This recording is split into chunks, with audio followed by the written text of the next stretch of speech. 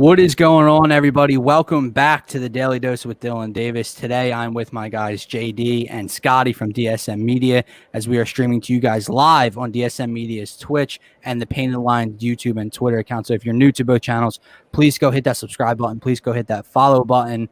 And guys, I know you've been hearing everything about Sixers Game 7 loss over the last week. I haven't been around.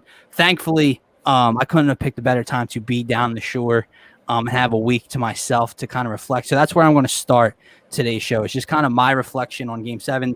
And the reason I want to do this is A, because I've been waiting to get this off my chest for an entire week, but also B, because if something does happen, I know how I've defended Ben Simmons over the last year, and I still want to defend Ben Simmons, but I'm past that point right now. And I don't want a move to be made. And then when I talk about how excited I am for that move to be made, people, are in my mentions and in the comments on the show saying, you didn't say this, you said this earlier in the year, and blah, blah, blah, blah, blah, blah. So here's where I'm at. I can't defend it anymore. I cannot defend 5 points in a Game 7 on 4 shots. I can't defend 4 points the game before. I can't defend 6 points the game before. I can't defend him saying, I know I need to be more aggressive after Game 5, and then not being more aggressive in back-to-back elimination games. I can't defend not taking a single shot in 4 straight fourth quarters from your starting point guard. I can't defend it anymore, man. So Ben Simmons is number 1 on my to-blame list for the Sixers' Game 7 loss and for their series loss against the Atlanta Hawks. But I will say that's not it. He is not the sole reason that the Sixers lost Game 7. He is not the sole reason that they lost that they lost the series. And here's my list. So he's number 1, and I just gave you the offensive struggles, the lack of aggressiveness, the lack of scoring, the lack of even being a threat offensively is just too much to overcome. I love the defense. I love the Defensive Player of the Year candidate. I get all of it. But you have to bring something else to the table in this day and age in the NBA, right? So he's number 1. Number 2 is Doc Rivers. Doc Rivers got outcoached by Nate McMillan all series long, and he got outcoached in Game 7. And it really hurt to watch how he coached this series and that game in particular, because all year long we've kind of seen Doc adjust a little bit. Not a ton, because he's stuck in his ways and he is stubborn. We've known that. But we've seen him make more adjustments mid-game than we saw Brett Brown make in previous years. So we kind of took that and we were like, oh my God, like a coach actually adjusting mid-game at halftime of Game 1 when Danny Green got cooked by Trae Young. He made that adjustment and we're like, okay, he made adjustments. I can't defend the Tobias Harris and the 4 bench lineup in a Game 7 when it has gotten you punished all series long. I cannot defend the lack of adjustments defensively. I cannot defend the stagnant offense, which is, in some cases on the players, but it's also on coaching and preparation. I can't defend coming out in Game 6 and 7 and looking flat and out of a rhythm. And I can't defend this, guys. The Sixers' 3rd most played lineup during the playoffs was George Hill, Shake Milton, Matisse Thybulle, Tobias Harris, and Dwight Howard. Toby and the 4 bench. That lineup finished with a net rating of negative 16 points per 100 possessions. Their 3rd most used lineup in a playoff series. I cannot defend that. So Doc Rivers is number 2 on the to blame list. And not to mention, we kind of were hoping that history wouldn't repeat itself with all the blown series leads. And it happened again, and he owns that record by a wide margin now, guys. Number 3 on my blame list is Tobias Harris, and I just saw the comment about him at the bottom, and I will get to all those comments right when I'm done this little rant because I just need to get this off my chest. But I can't defend 8 of 24 in a Game 7. I can't defend the Game 1 performance he had. I can't defend. He showed up at some points in this game. I believe it was Game 2 when he scored 16 first quarter points and he set the tone. But he disappeared too often in this 7-game series against a team that, quite frankly, shouldn't have been able to guard him. Scott, you could tell me if I'm wrong here, but Kevin Huerter, I know he's 6'7", Bogdan Bogdanovic, they can't guard him. They shouldn't be able to guard him. And too many times in that series, with his back to the basket, he got plucked, he got blocked, he got the ball stripped, or he couldn't even, gain his ground and get to the basket at times. Hey, bro, Ish Smith was blocking him. Let's not forget. Yeah, the first series. I mean, he's yeah. I don't know what's up with Tobias and finishing. And then my fourth. Well, and then the bench is obviously, not Doc Rivers playing the bench, but the lack of bench production and lack of bench scoring and blowing leads when the bench is out there hurt them as well. So that's going to be a blame. Number 4, number 5, whatever you want to call it, is going to be something that people aren't going to like me saying. And and what I mean by this, he is number 97 on the blame list. So, but I'm just saying he gets blame. And that is Joel Embiid. Guys, I get it. He averaged 31 and 13 or whatever he averaged this series, and he was dominant. He was doing it on that injury, and I give him all the credit in the world. I love me some Joel Embiid, okay? But to say he goes without fault is just asinine. Scott, was Joel Embiid on the floor in the first half of Game 1 when they were getting their asses kicked at home? Yeah, of course. And, was Joel Embiid on the floor when they blew an 18-point lead in Atlanta in Game 4? Was he on the floor when they blew a 26-point lead in Game 5?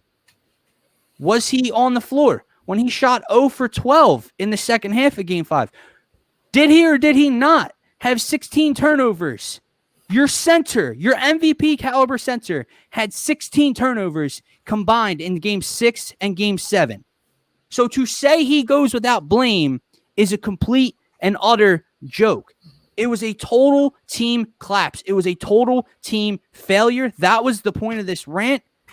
However, I'm not naive enough to say that it is not led by 2-5 and it is not led by Ben Simmons.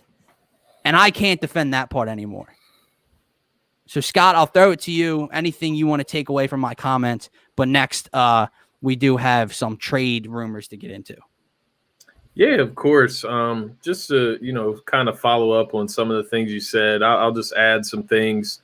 Tyrese Maxey obviously was the push behind Game 6 that kind of got us that W. I know that, it obviously takes a full team effort, but that was like the telling 2 games for me. So Game 6, you see Ben Simmons go out early with foul trouble, only plays like 25 minutes in that game. Tyrese Maxey plays closest 30 minutes, gets 16 points. We win that game, even though Trae Young was playing really well in that game, in Game 6. He was not shooting like he was shooting in Game 7. So then we get to Game 7. You see Tyrese Maxey. I think he gets like 14 points. Only got one or 14 minutes. Yeah, we got 1 minute in the second half. And Trae Young goes 5 for 23 from the field. Only has 21 points. Ben Simmons plays a lot of minutes, and we lose that game. So, and I know that it's not as simple as just that. Those 2 factors, but it was very kind of it was kind of compelling to see that between those 2 games and just seeing that a little bit of production in the scoring column from your point guard can make a world of a difference. And that's something that I just wanted to call out, not only, Ben Simmons, but Doc Rivers as well, for just not even giving him the opportunity in Game 7 after you saw what he was able to do in Game 6. So a lot of that, and, you look at Game 7 as well, you're in the fourth quarter. Once again, Dwight Howard's in the game. That can't be a thing. I mean, you can't have your bench rotations in the game. Shake started the fourth quarter. He didn't play the entire game. This isn't Game 4 where you're inserting Shake to get that spark plug. You know what I mean? Like this, or Game 2. I'm sorry. This isn't Game 2 where you insert Shake to get that spark plug off the bench. This is Game 7. You got to roll with the guys that have been consistent in this series, and just more of the inconsistency from Doc. We wondered all season, guys. Like, we wondered all season if Doc would ever stop those hockey line rotations, and he didn't. And it killed us down until the end. And it's almost like we forgot, with the Ben Simmons stuff. And it's like Doc he's gotten his fair share of criticism, but probably not enough in reality. Because everything's so focused on Ben. But the simple fact is, if Ben makes some adjustments to his game, we probably would have won that series in 5-6 games. If Doc Rivers makes some adjustments as a head coach, we probably win that series in 5 to 6 games. You didn't even need both of them to occur. You just needed one of them. And that's the way I've divided the blame for myself. So that's really all I wanted to add there. And disappointed, man. And just throwing this to you two and JD first, because he hasn't spoke yet. But like you bring up the Doc point, and look, dude, I don't want Doc gone by any stretch of the imagination after 1 year. He's not going to be gone after 1 year. Right. The Sixers obtained the number 1 seed in the Eastern Conference. They had home court. Okay. But your point's very interesting and very valid, because the definition of insanity is doing the same thing over and over and thinking that or hoping for a different outcome. Right. Yeah. So we're kind of at that point with Ben Simmons, right? And I think that's why everyone's fed up, and that's why I'm fed up, because while he only is 24, 25 years old, this is going to be season number 5 or whatever, off season number 5. And it's very hard for me to be insane and think and buy into the off-season shooting videos in the open gym, and that he's going to fix his game offensively, and that he knows what he needs to do, and he's going to come out and be a different player. But to your point, Scott, right? So Doc's not going to be gone. However, there should be more uproar about it, because, like, literally, we're insane for thinking that he's going to adjust next year at this point. That's kind of where I'm at with that as well. Like, guys, Ben's done this for 5 years. Doc's done this for like 2 decades. Yeah. And to think that in 2022, now he put it together after blowing the 3-1 lead with the Clippers last year and utilizing his bench too much. Then he comes out this year. We're hoping that he learned from those mistakes. He does the same thing in Philadelphia. So now in 2022, he's not going to use 9 or 10 guys in a playoff rotation. He's not going anywhere. I don't want him to go anywhere. It would be stupid to assume that he's being fired after 1 year when they were the number 1 seed. But it is kind of insane to think that Ben can't change, but then you're also going to assume that Doc's going to adjust next year. JD, floor is yours. So I lost my little graphic where I had "Don't trade Ben for peanuts." Like, y'all know how I feel about that. I want to throw this out there because I've been thinking about this for a while. Yes, we are talking about Ben a lot, but who going into the playoffs thought Ben was going to be a huge offensive factor? I didn't think he was going. He averages about 10 points a game, roughly. So that means he's going to have some games he's going to have 3, and that means he's going to have some games he's going to have 23. That's just how averages work. So on any given, time of the season, dude cannot score. Like, it could be a potential situation where he might not score. Yeah. But we've gotten used to it because we get enamored by what the media shows us. They show us, oh, he had 4 points, he had 6 points, he had 7 points. If these games are won, we're not talking about Ben Simmons. Yeah, we don't give a shit. Like, we don't. But because we lose, we're going to talk about Ben Simmons. And in all honesty, from a point guard's perspective, yeah, we pay this dude a lot of money, but a point guard's job is to take care of the ball and not turn the ball over. Well, newsflash, motherfuckers, he only had 2 turnovers. He didn't have no points, but he played decent defense. And Trae Young in Game 7, he only had 17 going into the 4th quarter or something. Yeah. So I mean, what was his point? Was okay. He didn't take a dunk. I don't like the dunk that he didn't take. Don't get me wrong, I didn't like it either. But what we talking about practice? Like, I think the dunk point is more than what it just showed. It wasn't that particular play. It's the backstory. It's the mental. Wanted nothing to do with it. Yeah. Being afraid to mess up. Right. And that's my issue with it right now. And I get it. So let me go back a bit. So it's not the fact that he took it, but think about what basketball really is. Basketball is like 60% about your athletic ability, 40% about the mental game, regardless if it's coaching or whatever. They messed Ben up from the jump by messing with his mental, by fouling him. They didn't even try to foul dude in any other games for real. They only did it maybe twice, and it messed him up so bad he was gone for the rest of the series. So in all honesty, Ben was gone for us in Game 2 once they started fouling him, and they made him lose the game for us. And then he took that blame on. Ben might not be the guy that's all saying, okay, well, I got it going on, but Ben's also kind of a tender soul, so to speak. He doesn't do well with like criticism. He just said I saw a guy at the podium at Game 7 that legitimately knew he has to change something. I've never seen him that defeated, and I'm gonna be honest. Like I didn't see him be like, "Oh, well, I can't shoot," whatever. That guy was defeated, and he knew he had. It was almost like watching Joel Embiid the year before when he realized I'm fat and I'm out of shape.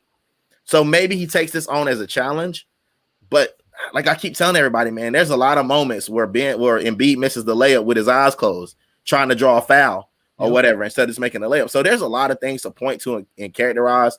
But the rumor mill, man, it's only 1 week removed, and we've already traded Ben, Tobias, the whole squad. We've already traded everybody for opportunity that may not ever come, that we're just trying to get to. So I always tell everybody this, man. I'm about to get shirts and stuff made with this shit on it. Don't sell the farm. You always want to sell the farm. Don't sell the farm yet. So we do have to move on because I don't want to stick on Game 7 in the Hawks series because it was over a week ago. I just wanted to, clear my mind since I was away for the last week. But moving forward and to the Ben trade rumors, which we'll jump into now. The first thing I will say is I want nothing more for Ben Simmons to figure it out and to say, say F you to everybody who burned his jersey after the game and called him this and called him that and, is done with him. I would like nothing more than that because I think we all see what his ceiling can be. But here's where I'm at. If the rumors are true and Stephen A reported it, but Stephen A's pretty locked in, guys. We can laugh at him because he's on First Take or whatever, but he's pretty in tune. And I don't know how true it is, but other people have backed it up too. That Ben's camp is his family. Like he's only surrounded by family. Pretty sure his shooting coach is that brother or whatever, or one of his trainers is that brother. His dad and his brother have him shooting. He finishes with his right hand around the rim, but he shoots free throws with his left hand and shoots the baby hook with his right hand. Here's where I'm at. If I'm Doc, if I'm Daryl Morey, if I'm everyone, I'm saying, yo, they're done. You want to play in Philadelphia because I don't think he wants to leave. Like, remember when everyone said he wants to be in LA? I don't think that's true. I don't think Ben wants to be gone. Okay. If you don't want to be traded, they're gone. You work with us.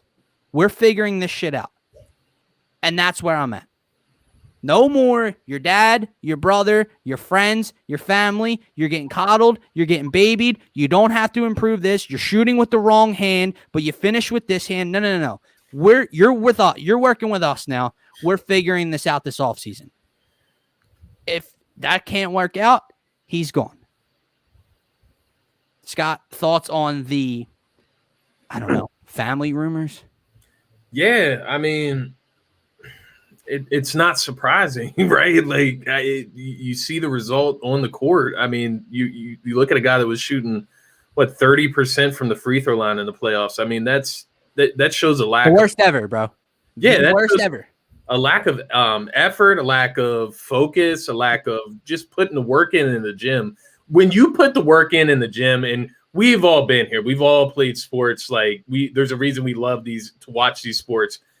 When you're comfortable on the court, on the field, whatever it is, if you're putting that work on the practice field, you're not going to be so nervous when you go out there and you do it in the real games.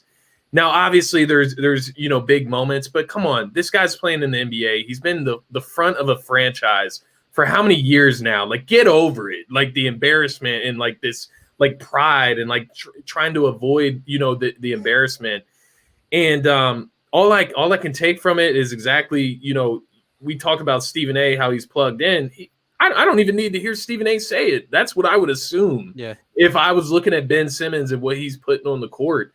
And what I will also say about Ben Simmons is that it's just completely disgruntled me. Like I don't care what shooting coach he has this summer. Like I really don't care. I'm like beyond it. And I get like JD's graphic earlier. You don't want to trade him for pennies on the dollar, but I'm going to be very pissed off if he's on the Sixers roster going into next season, unless there is some monumental change. Maybe they move Tobias and we see something new, but that's not right. That's not happening. So I'm going to be very pissed off. There's a good chance he's not moved by next season in reality. We don't know where his market value is, but I'm gonna be pissed off. So And I'll leave it at that until we get to the trade rumors. I do think he's gone. I don't, because where I'm stuck in, you can't trade him for pennies on the dollar. Okay. The Sixers can't get past the second round, but the Sixers have championship aspirations. They have an MVP caliber Joel Embiid in his prime right now. They have Daryl Morey who's going to go all in. They're in win right now mode. Okay. So trading Ben Simmons for D'Angelo Russell or Andrew Wiggins or Buddy Hield and Marvin Bagley or anything like that doesn't push you to a championship. So stop with those. If I know they're out there, those guys are on the trade block. They're suitors for Ben. I will be really pissed off. Scott, you said you'll be pissed off if he's here. I'll be pissed off if he's gone for one of those deals. Okay, you trade him for a superstar, and I know his stock is not bringing in a superstar, but you have other assets. You have young players. You have draft compensation. You have pick swaps. You could bring in a third team. They'll figure it out. I don't see how he's here. But the last thing I wanted to say before we get to Dame time and some of the other rumors that are out there is you guys need to chill out with how you come at Ben on social media. You have we're all pissed off at Ben. I'm pissed off at Ben, and I'm one of his biggest supporters all year long. But all I ever see on social media in today's world is all what, guys? It's mental health. But people, they push mental health and you don't know what's going on in their lives. And if something was going on with Joel Embiid, it's, well, you don't know what's going on, blah, blah, blah. But Ben Simmons just gets called mentally weak, mentally soft. He's this, he's that. So those same rules don't apply to Ben Simmons. We can go at this dude. We can make fun of him because he's in his own head right now at the free throw line. We can make fun of that, but if it was someone else, we can't make fun of it. Stop. And I get you, Scotty. I'm with you. He needs to. They are humans, but he's a max contract player. He is supposed to be a star in this league, and the open gym shooting needs to translate to an NBA court. But for everyone out there calling him mentally weak and too small for the moment and this and that, needs to stop as well. Well, Dylan, who? All right. Well, let me just throw this out there. Who said he was the next coming of LeBron James? He didn't say that. His camp didn't say that. Yeah, I know. Me and Scotty have been saying this for a long time. The people who really know ball know who Ben Simmons really is. We know who he is. We're not people that really know ball know that Ben Simmons he's the third or fourth option on this team for scoring. So he was never supposed to put up all this stuff, these crazy numbers. The dude averaged 10 points a game. If he does that in the playoffs, then great, you got your average. He went for 40 one time this year. And people were like, oh, it was crazy. But look how he got that 40. He didn't get that 40 jacking up three-pointers. He got that 40 by attacking the basket and going downhill. That's the strength of his game. To your point about the mental health thing, that's crazy. People don't go at LeBron James about his mental health. They kind of curb what they say because out of respect. But to be honest, if I'm being 100% honest, if I'm Ben Simmons and I'm trying to stay in Philly, why?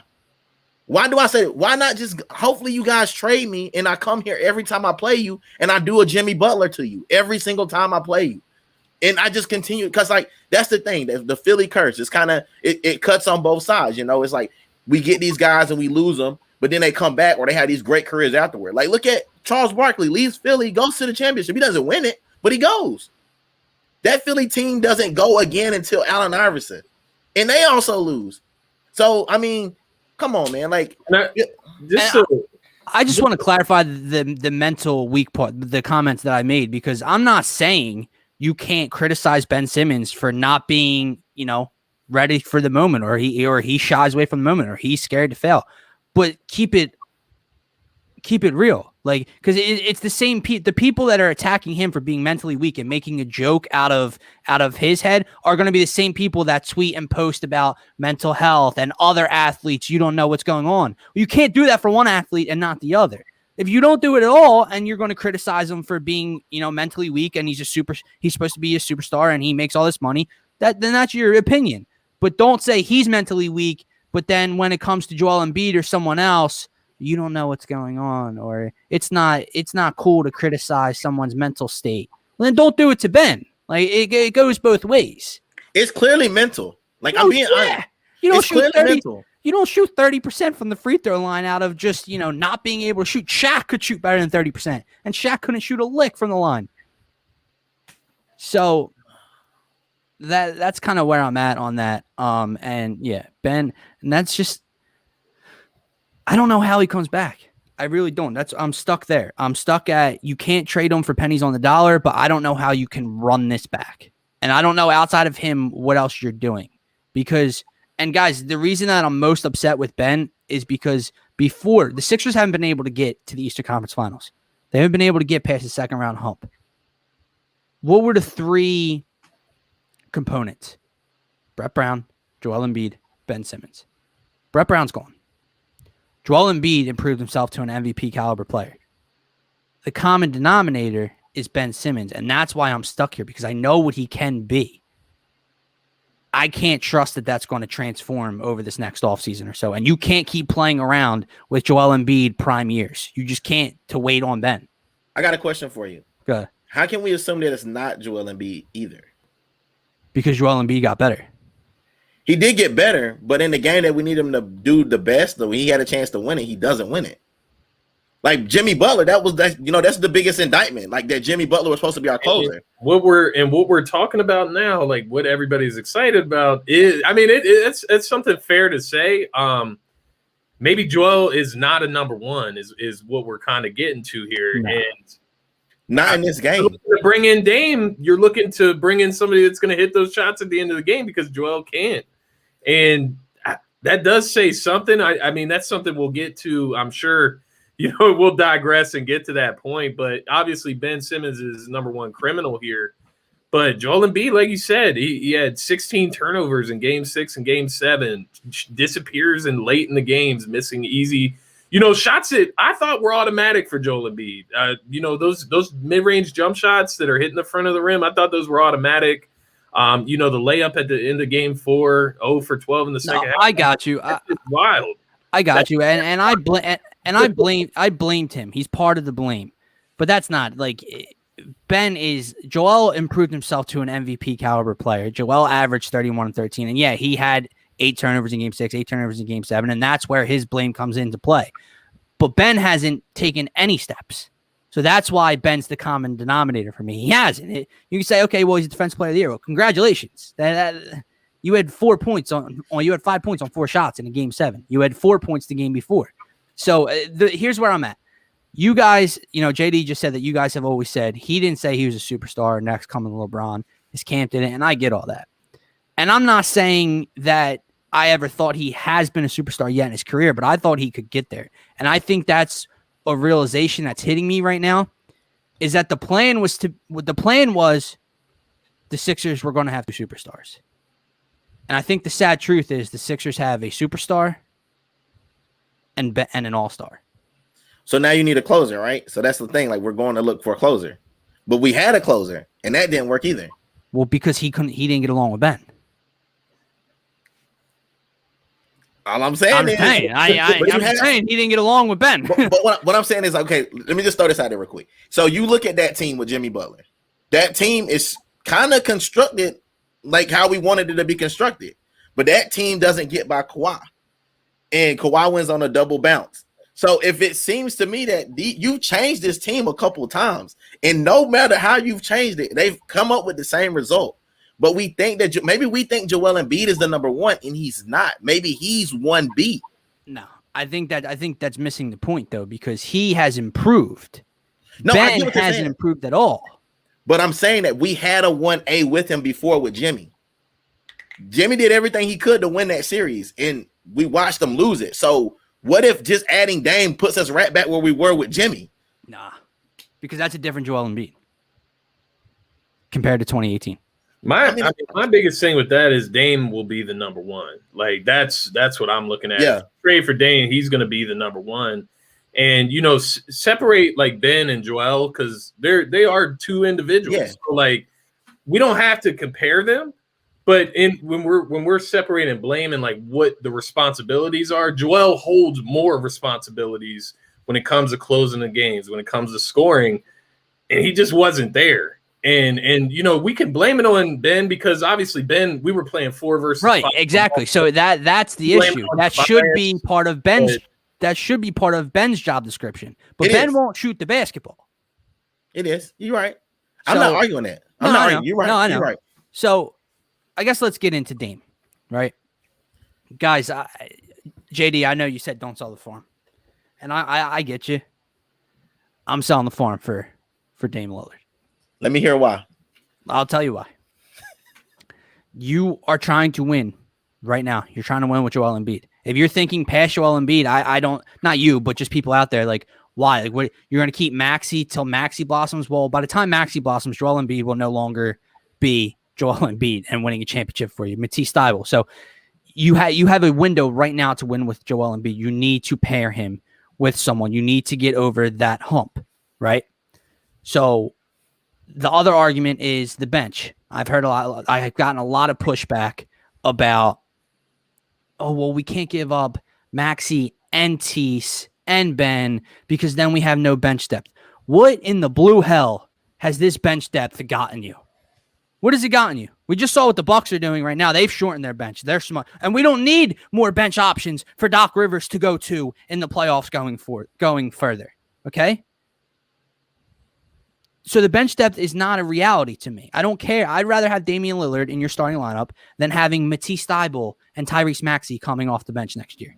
That's where I'm at with that. Your starting 5 would be Damian Lillard, Seth Curry, Tobias Harris, Joel Embiid. Tobias Harris is now the 3rd scoring option. Seth Curry showed you a little something in this series. He's one of the only guys that stepped up outside of Joel Embiid this series consistently. And then you still have Shake Milton, George Hill, whoever you want going on the bench. And then you'll have to plug and play in free agency. Okay?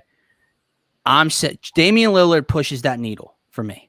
I think Dame has it. I know you said, well, he hasn't won. Portland's not constructed very good at all. We talk about how Golden State isn't constructed well with Seth this year because of the Clay injury.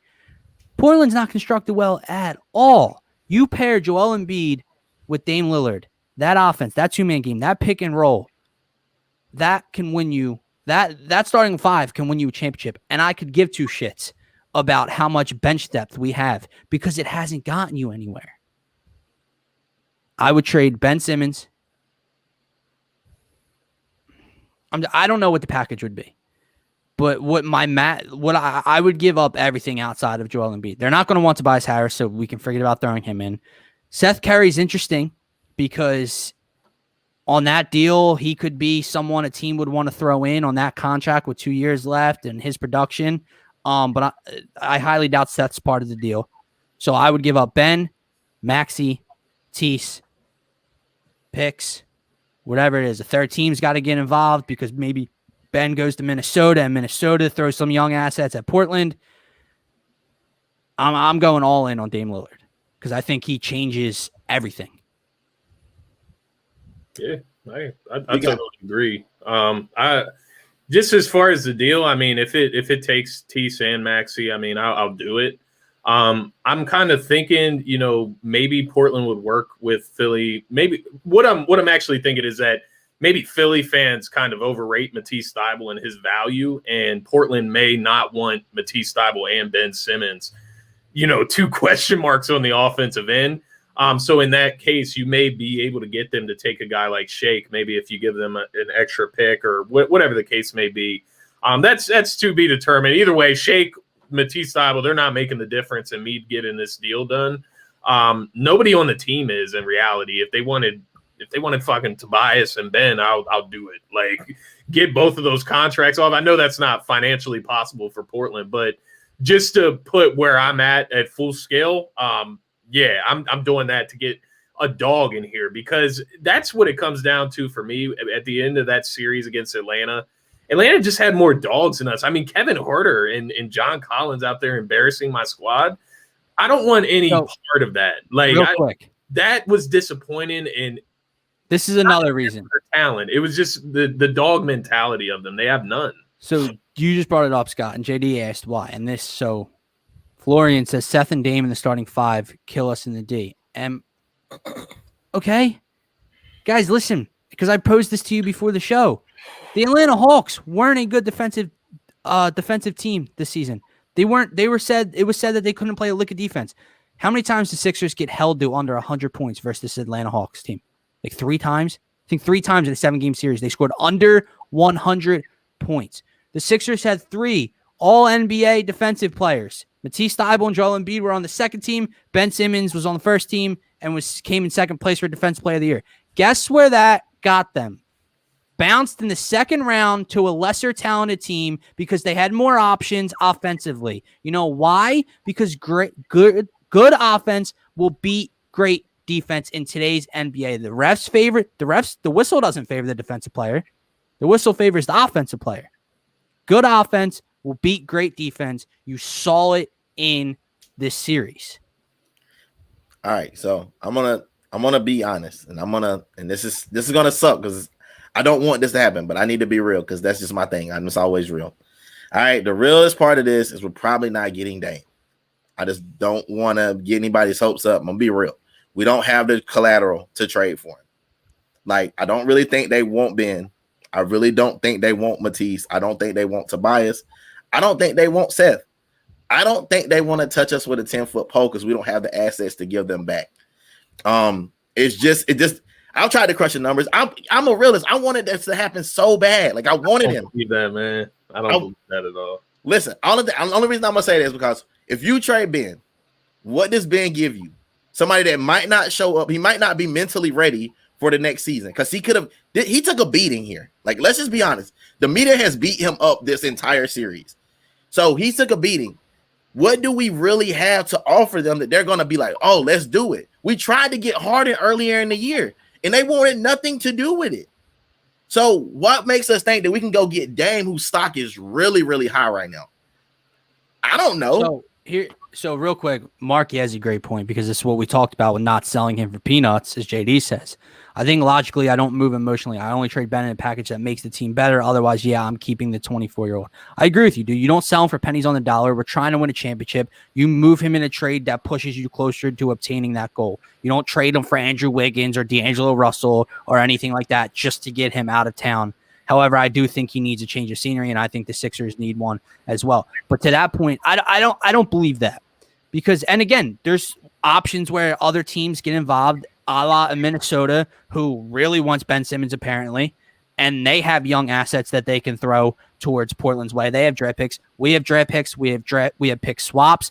I think they would want a Tyrese. If they're in a rebuild mode, I think they would love a Tyrese Maxey and a Matisse Thybulle or one of them. Maybe they do want Ben. Maybe they think they can fix Ben. If not, like I said, another team like Minnesota who wants him bad enough will throw things Portland's way to get that type of deal done. I'm not trying to get my hopes up. I'm not trying to say that, Dame is coming here and all these rumors, like it's going to get done.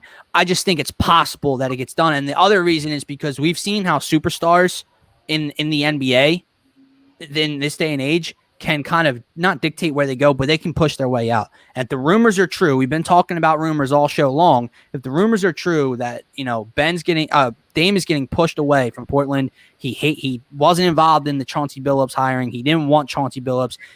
There were rumors that he was frustrated at the end of the year. If he wants out and he wants to win, yeah, there's going to be other places that can throw stuff at him. Maybe, but I think Philly, if you're Dame, how can you not look at Joel Embiid and Seth and everything and see that this team is just number one, so you can think that you can win.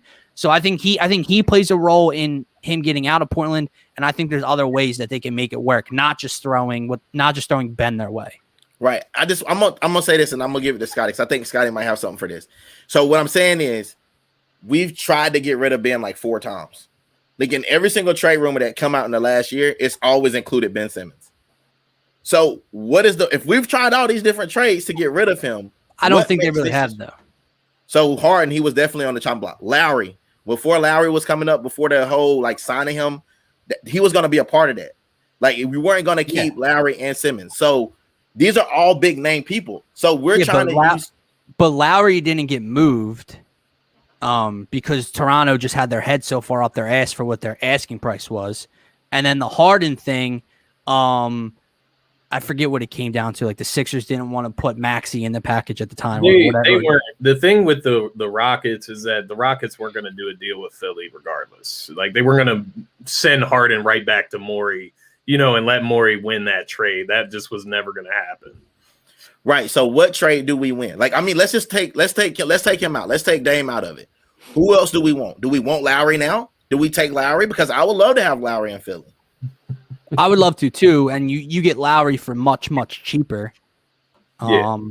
There's guys I do it for. It's not just Dame. Dame's number one on my list by far. Lowry, I would look at. Bradley Beal, I would definitely move for. Guys that I wouldn't have said yes to before, I would say yes to now. And there's just a few of them. Bradley Beal, probably Zach LaVine.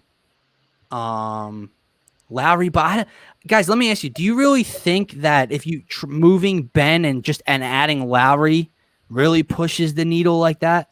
Like adding Lowry with the core, I thought made sense at the time, but I don't think moving Ben for Kyle Lowry moves the needle like that. My incline for Lowry died at the trade deadline. I wanted him. He's a 35-year-old point guard, undersized. I'm not really that interested in him, especially for the price tag that he was looking for from Toronto and other suitors that were looking to trade for him. I'm not interested in him for the price that he's going to come at. And the only reason that I wanted him was because I saw the window that we had this season and his fit with this team and what they could have done. And if we would have made that deal, it's hard to say. He did end up injured, I guess, but that was more my incline for Kyle Lowry. That died at the trade deadline. If it wasn't happening there, then I'd really not interested in. There's a couple comments over here, guys. If you want to look, yeah, I'm looking. There's people that are, maybe you get CJ and Lowry, maybe you get Lowry and Beal. I have no idea. Conley's name's being thrown out. Mike, one of them doesn't push the needle for a championship, like Conley or Lowry. But I don't know. It's going to be a very interesting offseason. And just kind of where I'm at is, I think Daryl Morey is going to do something. I don't think he sits back and does nothing, dude. That's why I just don't believe Ben's here at the end of the summer. And again, I think he's smart enough to know he's not trading Ben for a bag of chips. And I think with, the whole Dame situation, it is important to temper your expectations, because what I think you were getting at, JD, with not that the Portland Trailblazers don't want, and maybe you did mean it that way, but not that they don't want these players from us, but you're not trading Dame, just like we don't want to trade Ben for pennies. We're not trading Dame just to trade Dame. The only way that changes the whole grand scheme of everything is if this isn't all just smoke and Dame really is about to force his way out. That's the key. That's the key. If Dame wants out, something will happen. Exactly. But the thing about it is, he's on that list. That's what. Yeah, exactly. If anything, he's going to the Lakers. He wants to play LeBron. They've already been tweeting. There's going to be some type of tampering going down.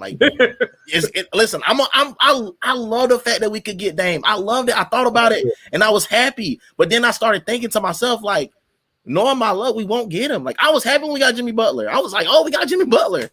And then I was like, he left as quick as he came. It was okay, well. So there's a couple comments over here about moving Tobias while his value is high.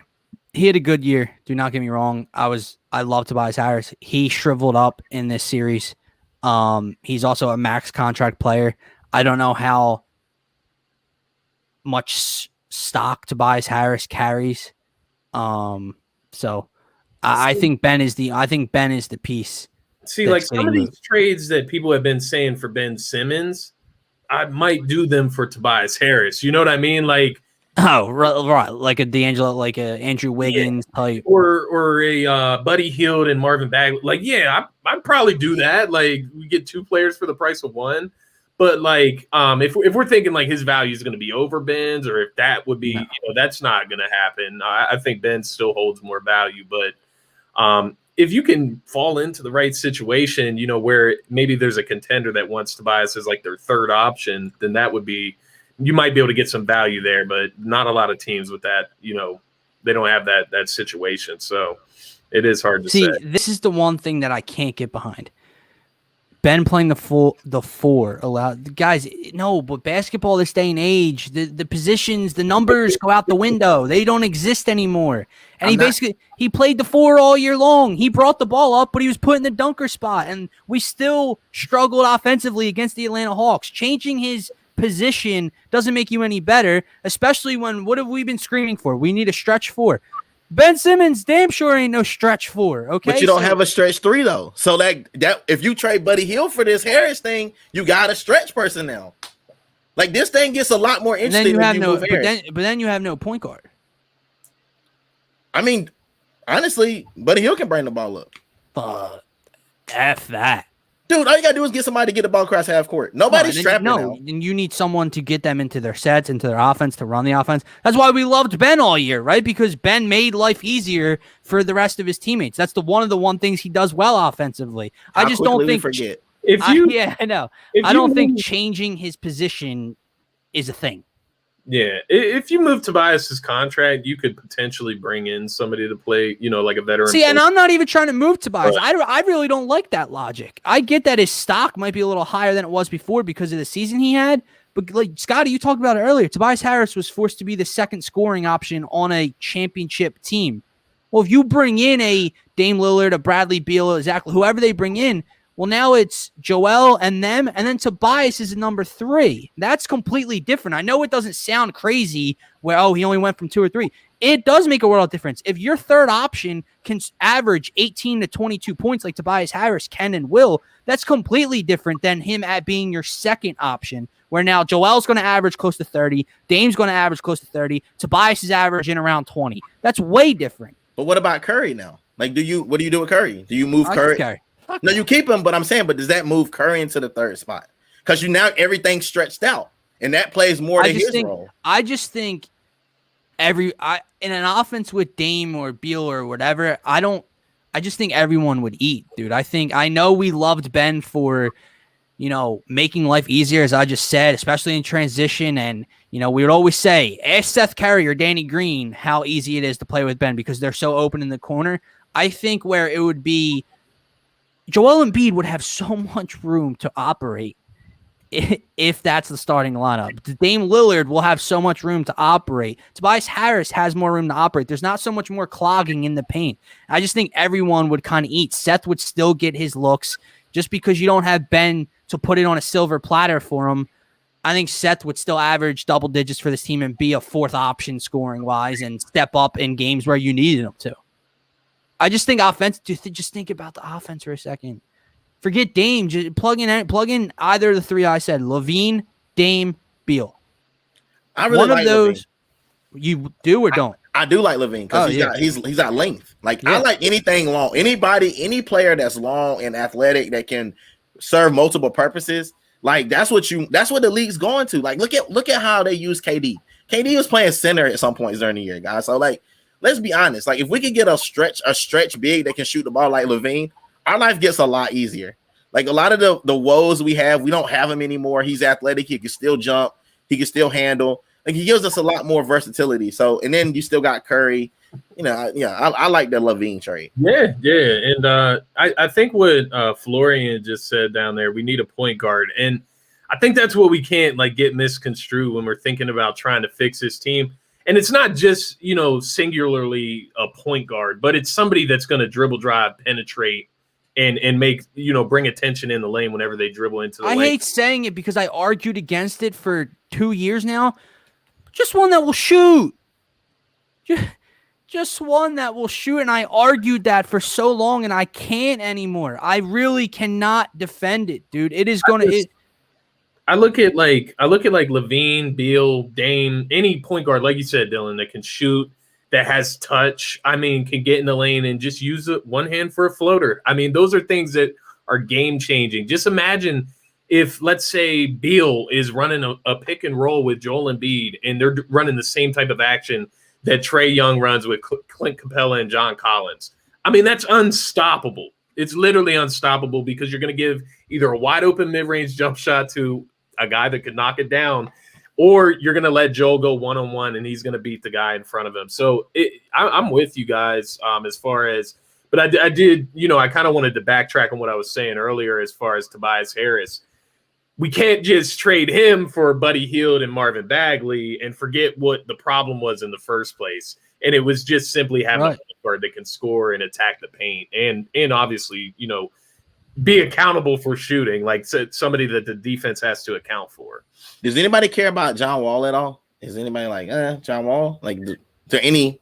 Not for Ben. Not for Ben. That's that would be a trade to what, Houston? Yeah. And I don't think anybody else.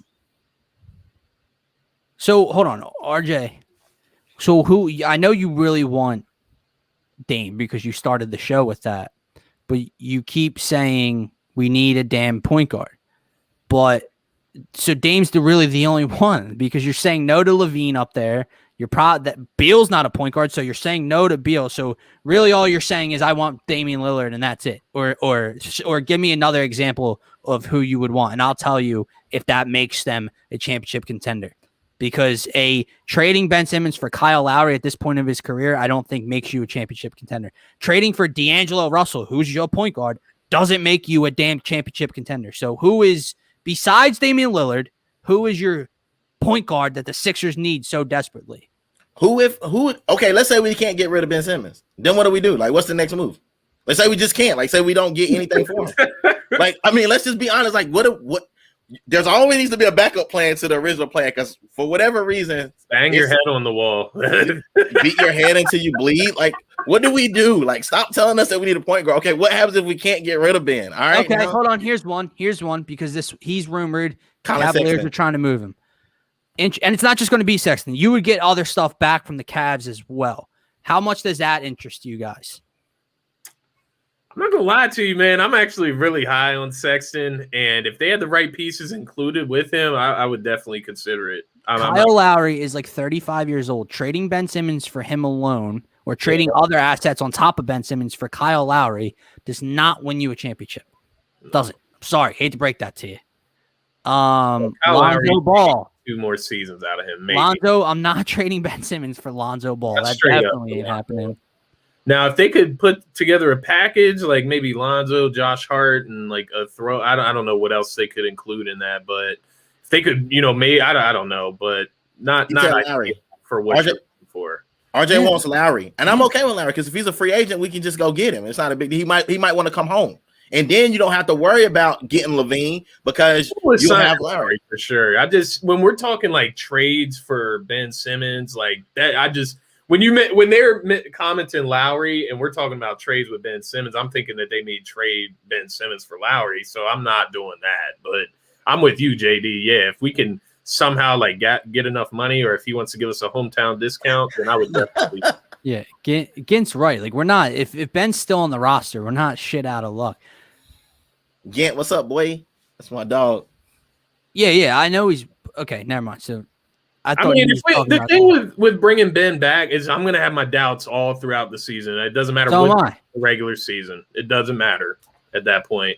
It's going to come down to what he does in the playoffs, and I'll be waiting for it all year. And I'd rather just not do that.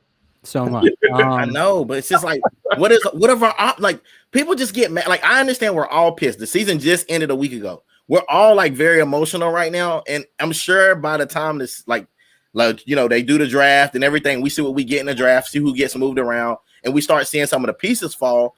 Like we might get a better idea, but right now we're all just throwing crap against the wall and hoping something sticks. Yeah. Like so, I mean, one more name, guys, is the other name in Portland, and that's CJ. That doesn't mean I'm not doing that either. I agree, unless there's other moves like you bring in CJ and. Like you brought in Lowry and it's like Lowry, CJ, Toby, and Seth and Joel. I can get behind that. But like CJ for Ben and other stuff for just CJ McCollum doesn't push you towards a championship. No. Sorry, doesn't. Makes you a little more dynamic offensively. That's not winning you a championship. All these are Florian is saying something really big right here too after you get done with this one. I think everyone will have their doubts 100%, but to just move him is laughable. Not saying y'all said that. Yeah, no, I continue to say you can't trade him for pennies on the dollar. There's only a handful of guys or packages I would look to move Ben Simmons for, and that is someone Damian Lillard, Bradley Beal. I wouldn't have done Bradley Beal 2 months ago. I think I would do it now. Zach LaVine, I wouldn't have done 2 months ago. I think I would do it at this point. And Dame. Outside of that, I'm probably not doing anything. Brogdon's interesting too. I ain't trading Ben for him. Nah. Package I would do. I'm not gonna lie. So to how you. many? So how many miles and injuries do you guys want to take? Because Ben Simmons never been injured. He's 24 years old. So you can't give him away for somebody that's injury prone either. Like, because that would be in the same position without him. He was out his rookie season, and last year he just missed the playoffs for us. He had like a torn meniscus or something in his knee. But he's still 24. So it's still a lot. I'm with of time. you, dude. I'm with you. And I'm not, to wrap up today's show, because we got to get out of here. I'm not trading him for nothing. I'm not trading him for a bag of chips just to move him because we can't have Ben Simmons here anymore. Or we won't win with Ben Simmons. He would obviously have to improve his game offensively and bring, and prove us wrong, so to speak.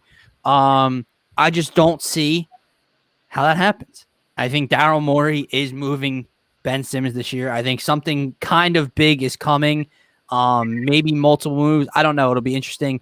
Free agency doesn't have me excited because we don't have a lot of cap room whatsoever. So we would. It's all going to be very interesting, and we'll be covering it here here on the Daily Dose with DSM Media and the Painted Lines Network. So guys, please go give my guys a follow at Scotty Drowned on Twitter and at JD Oracle _DDS. Please go follow our new Twitter account. What is it, Scott? At DSM _media on Twitter. Subscribe to us on YouTube, Twitch, TikTok. We're on everywhere, guys, and we'll be posting a lot of fun Philly sports and NFL content starting real soon on every platform. For myself, for JD, for Scotty, have a nice night.